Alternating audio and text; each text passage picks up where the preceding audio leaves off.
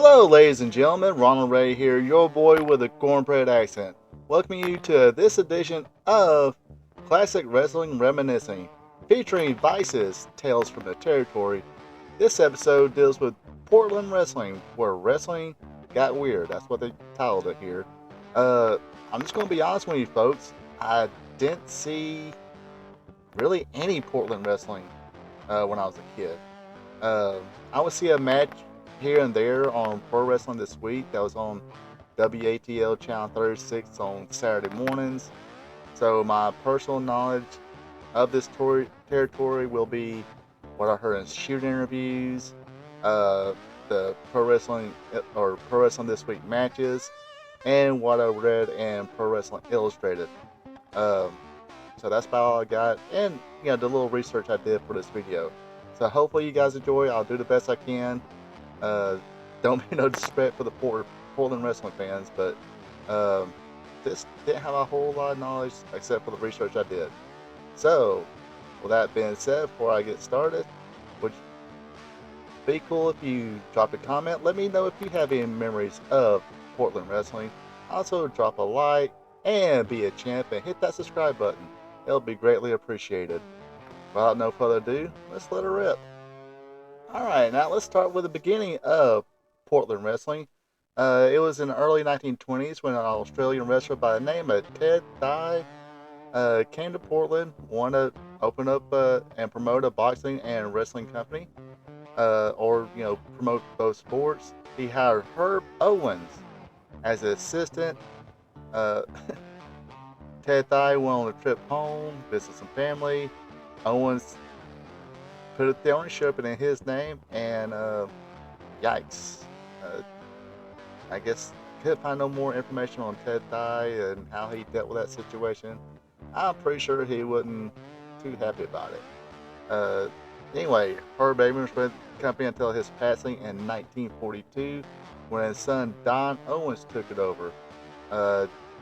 He was also helped by his brother. Let me check here. Elton. Elton, but Don Owens was the main guy. He took over and was actually one of the founding members of the National Wrestling Alliance.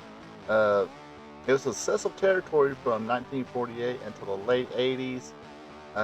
In 1987, Pacific Northwest Wrestling, or PNW, was the last true charter member of the NWA. Don Owens wound up retiring and sold the company in 1992. Alright, on the round table for this episode of Tales from the Territories is Mike Masters. In a video at the end of the episode, they said this episode was kind of dedicated to him, but to be honest, I have no recollection of his career. The grappler Lynn Denton was on here. Of course, Lynn Denton, the original grappler, wound up taking a kid by the name of Tony Anthony as his partner. He put him in a mask. They were the masked grapplers. Went to other territories, unmasked as the Dirty White Boys. Eventually, they split up. Friendly split up. No big deal. Nothing controversial or anything like that. Denton would go on to continue using the grappler gimmick, while Tony Anthony had a pretty good career using the Dirty White Boy name until he went up north and became a plumber. Let's see, who else? Princess Victoria. She got her start there, very young age. She had she went to New York as well.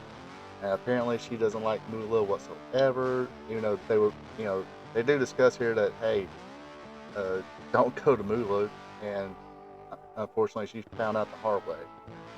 Luke Williams. And I am sorry. Still to this day, I have a hard time calling the hardcore blood guts,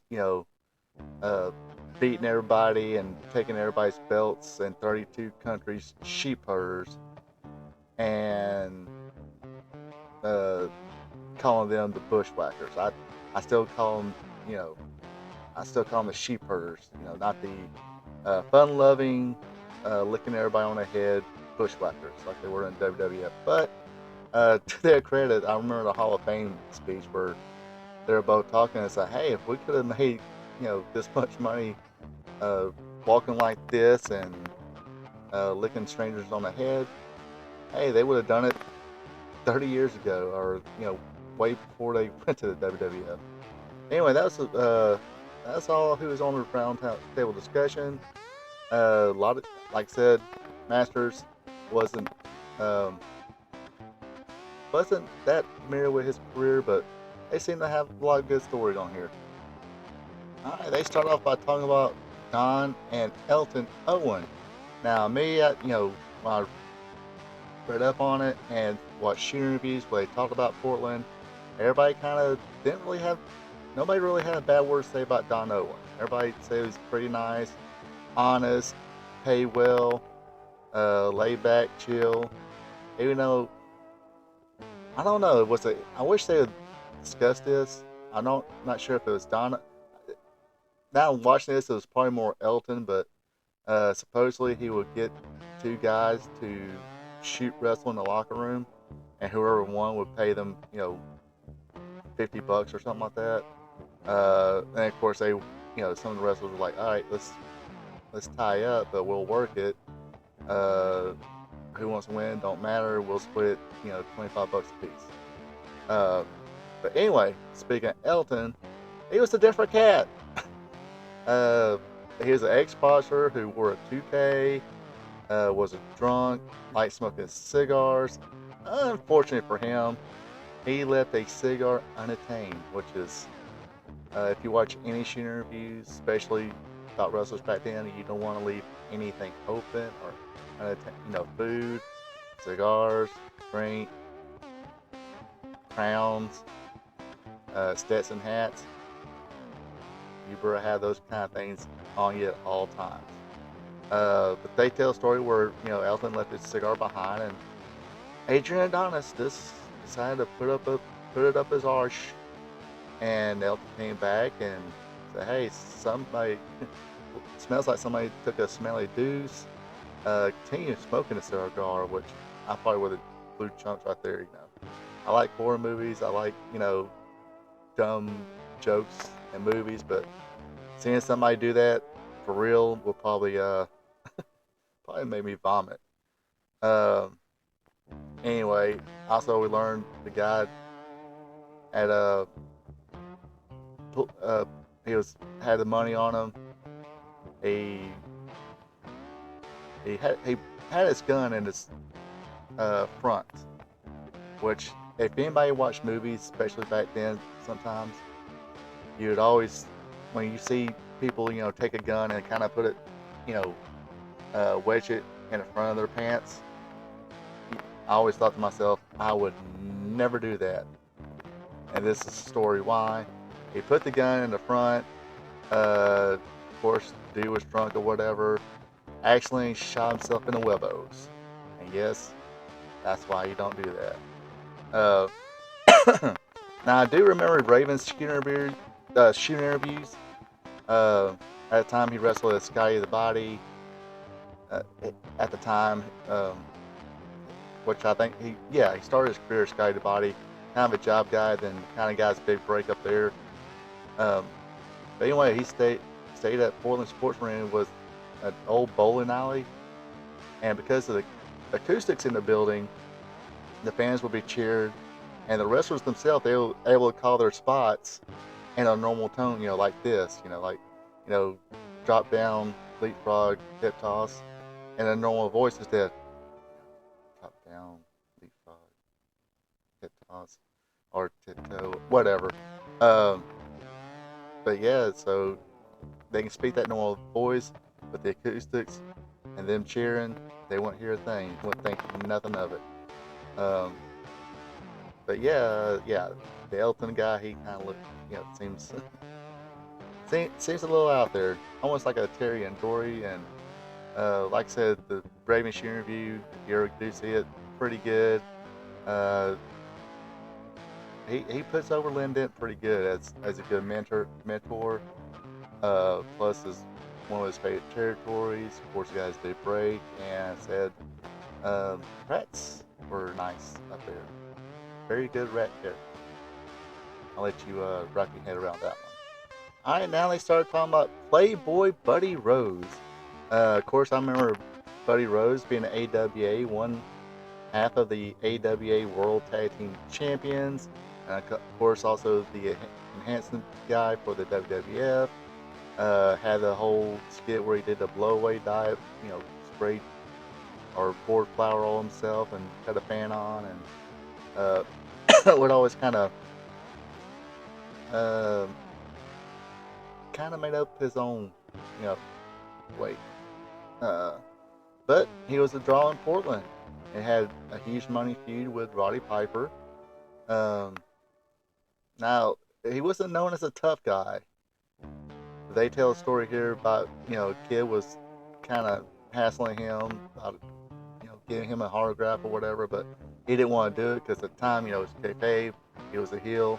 He wasn't going to sign no autographs for a kid. So, and they say kid. He was probably a teenager at the time, but finally, Buddy Rose had enough and punched the kid. Uh, hey, he was a heel. He uh, he had to play the part. Didn't get no trouble for it, according to this. Uh, Now here's another Buddy Rose thing, but I heard Shawn Michaels and Marty Jannetty would do this.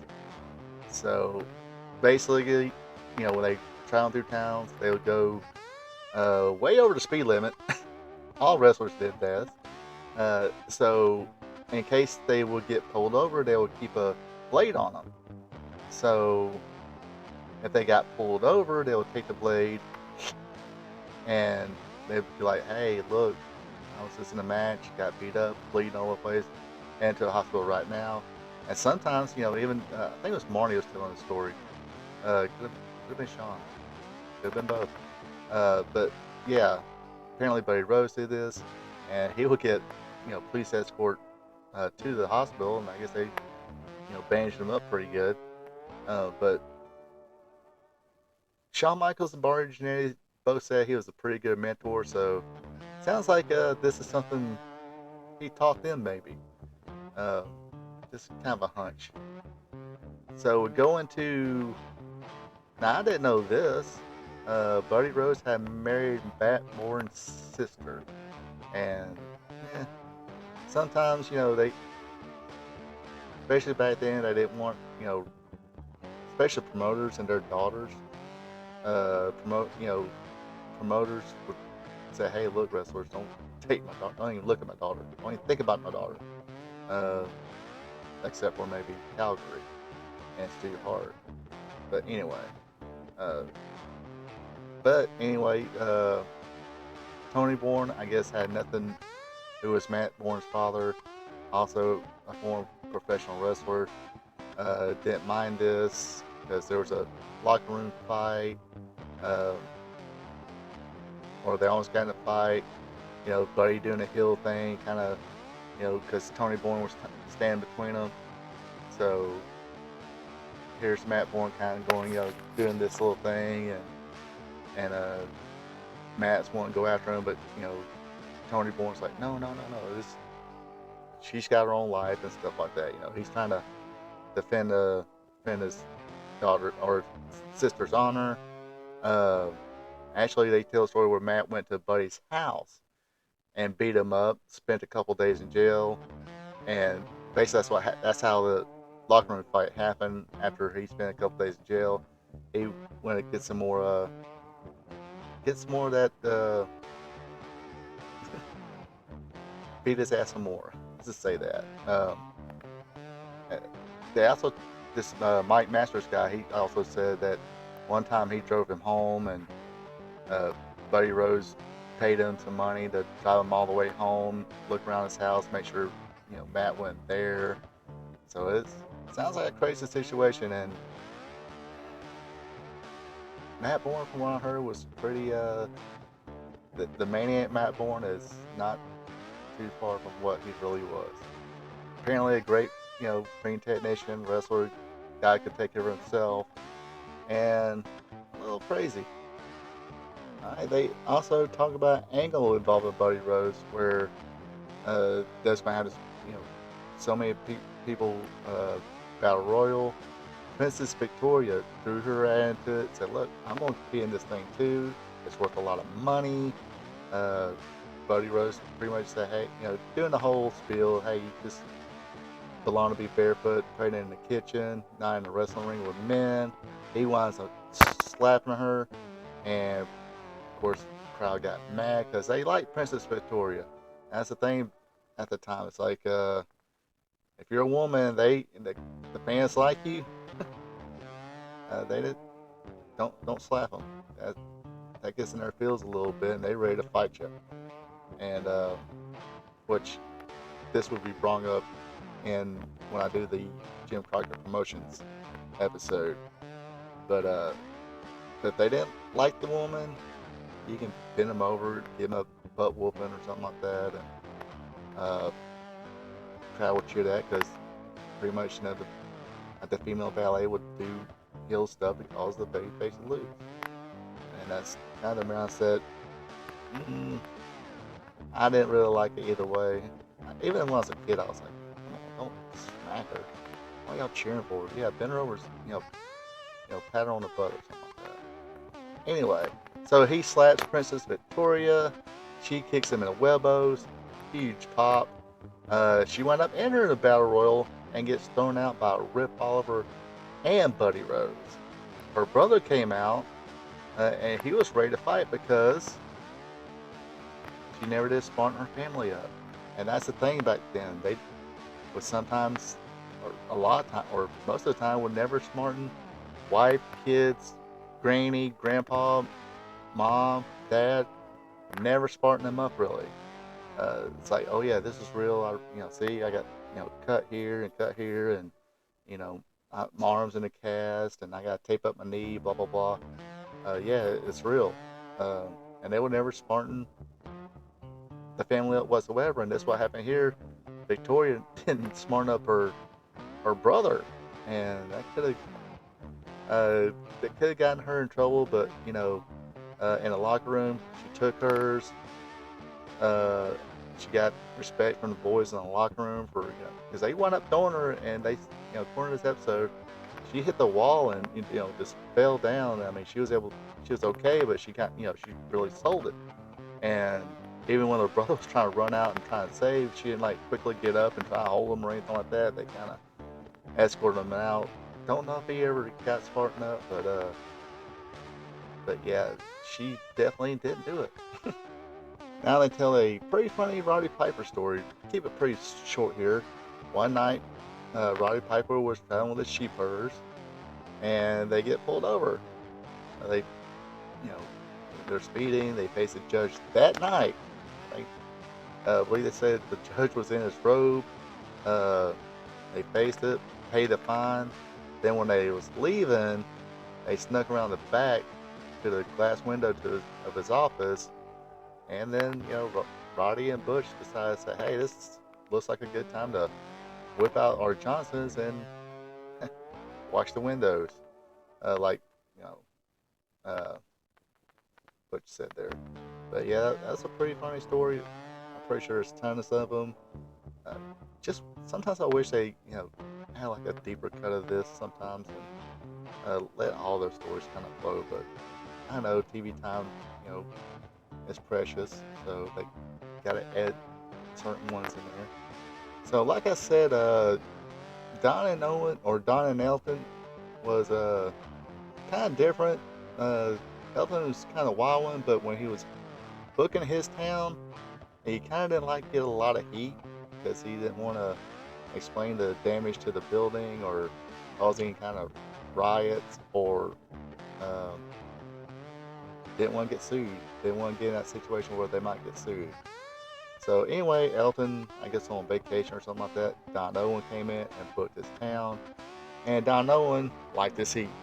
He said heat draws money. And still can sometimes. So this Mike Masters guy who is a big muscle bound guy, and apparently he had used to pull Nelson as a finisher. Seems like a lot of people there used to pull Nelson as a finisher. Billy Jack Haynes, this guy, somebody else. I thought somebody mentioned. Might have been Sergeant Slaughter or something like that. Or he could, that's probably where he developed the Cobra Clutch. Anyway, um, so this one night he would do a full Nelson challenge, uh, which reminded me a lot of Chris Masters in the WWE. He would use the Master Lock full Nelson and had the Master Lock challenge. So this Mike Masters had a full Nelson challenge himself. And one night, Matt Bourne came in and Don Owen told him, said, look, when you lock it in, don't let go, just keep it on, keep it on. And the people loved Matt Bourne in his territory. So he, left it in, didn't let go. And pretty much the fans were like, hey, we'll help you, Matt Bourne. And everybody kind of came in and started a riot. And in the end, apparently the next show, Elton was back and the place is sold out. And it's like, what happened here? I told you, apparently he was mad because it was right the week before. So pretty good story there. All right. So probably one of the downfalls of Pacific Northwest Wrestling was the commission, the Boxing and Wrestling Commission. Bruce Anderson couldn't really get too much information about him. When I Googled it, all the thing I got on him is probably what I heard on this episode. He was a lobbyist. Actually, there was one thing I should have read more of it, but basically, he was a lobbyist who became head of the Boxing and Wrestling Commission. And so many rules was implied. This actually happened in Georgia. Not that long ago, but like almost want to say 10 years ago. So basically, we all know, wrestling's a work, and some politician, Karen Handel, total idiot. Uh, uh, when I seen her, whoever was running against her, I always voted for the other person because I was like, nah. If you gotta get like a local promoter, some legends, and I only think Vince himself came down to Georgia. I think it was somebody else, but I think they was trying to. It was after Chris Benoit thing, so I think it was around longer than 10 years, so maybe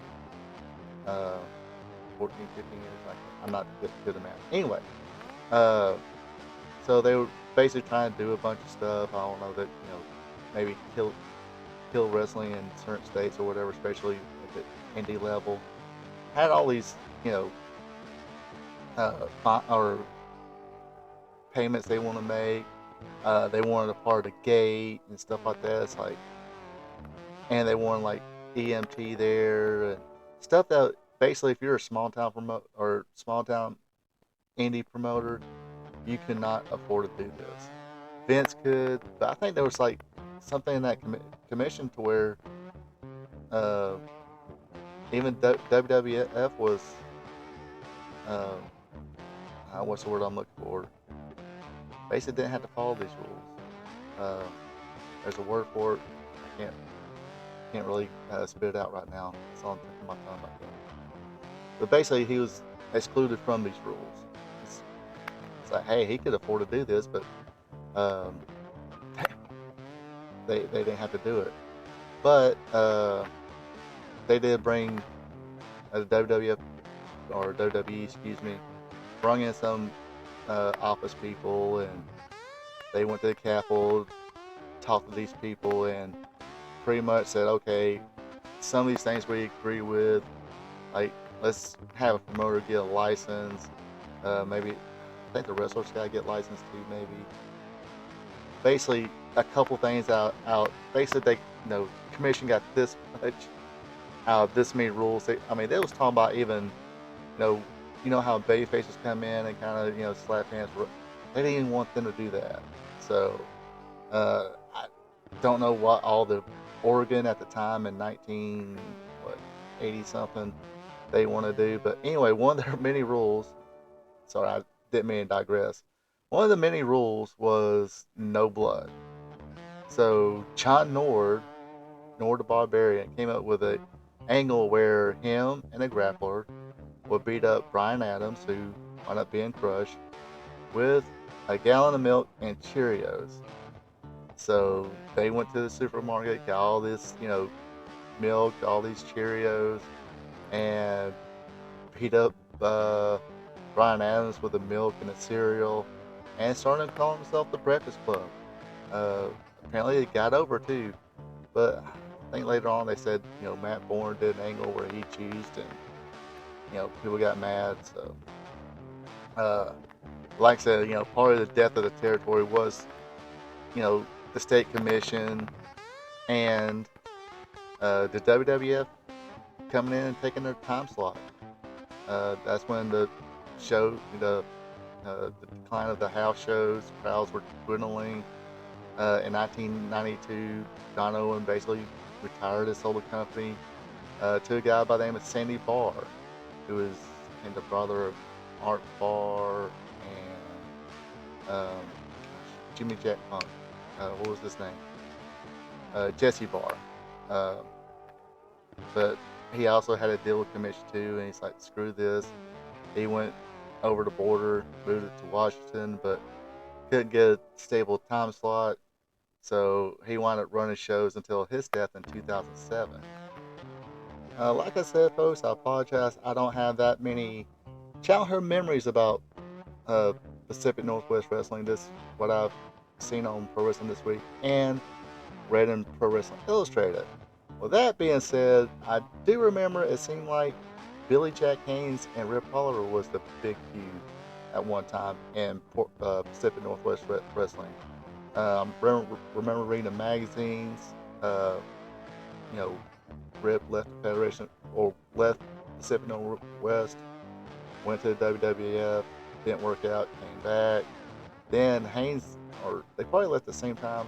I know Haynes did do a lot of traveling to the territories. I know he worked for Florida for a little bit, also worked for Crockett for a little bit, but wound up going back to Florida or back to Portland, and it seemed like you know every time you read about Pacific Northwest Wrestling, it was them two tied up, hooking it up. Of course, Billy Jack Haynes. It also seemed like Billy Jack Haynes was like the top babyface. So he wound up leaves, goes to the WWF for a while. He comes back. I think him and Rip teamed a little bit. Then Billy Jack Haynes turned against Rip Oliver and his son Larry. Larry was wrestling for a little bit. Um, but I say this because they didn't mention anything about Billy Jack Haynes. Uh, I can probably, if you watch the Shin reviews with Billy Jack Haynes, uh, I believe they're all available on YouTube, even the ones through RF Video to kind of, you know, showcase Billy Jack Haynes' mental state. Or if you're able, I think you can go on. I think highspots.com has one of those streaming networks. I know I had it for a little bit. Uh, I stopped it 'cause I didn't, you know, basically when I went on there and find something I was interested in, I would get it, watch a few things, like you do any streaming network. Come on. But anyway, all of his interviews were definitely on that. I think it was kind of cheap. Like I don't know how much it is now. Maybe $10. $10. You watch 3 or 4 interviews and maybe some of the indie stuff. Then cancel it. You get your money's worth. Um, then, like I said, like you do some of these other streaming networks. Uh, Come back later for a month or so and whatnot. But anyway, uh, they do got Billy Jack Haynes' interview, so I guess because of his mental state, I can see them not having him on this episode. It's always seemed like he was a big part of it, but I don't think he was hardly ever mentioned. Definitely wasn't mentioned as much as Matt Bourne and Buddy Rose. Buddy Rose, and of course Roddy Piper's mentioned a lot too because he was a big star there. I think Roddy had a, I think that's where he, I think between that and California is where Roddy really started getting that spotlight. Then, of course, went to Jim Crockett, went to Georgia, became an even bigger star. Then, of course, WWF and became legendary. Uh, but anyway, like I said, sorry I don't know have that much recollection on Pacific Northwest. If you do, please drop me a comment, share some of your memories. Uh, I know some of this stuff's on YouTube. Send me a link of some of this stuff on YouTube. I'll definitely love to watch it. Um, Other than that, hope you folks enjoyed. Also, besides leaving a comment, hit a like button. Also, be a champ, hit that subscribe button. Other than that, you folks have a good one and take it easy. Thank you for checking out my video. I really do appreciate it. And of course, this is the part where I ask you, if you're not a subscriber yet, to click on that subscribe button, leave a like, also share with friends. And if you want to follow me on social media, on Twitter, X, it's at RRPATRPTV46. On Facebook, it's this Ronald Ray. And yes, I need to turn in my man card because I do have a TikTok. You can find me on TikTok at RP2Vision. As always, you have a good one. Take it easy.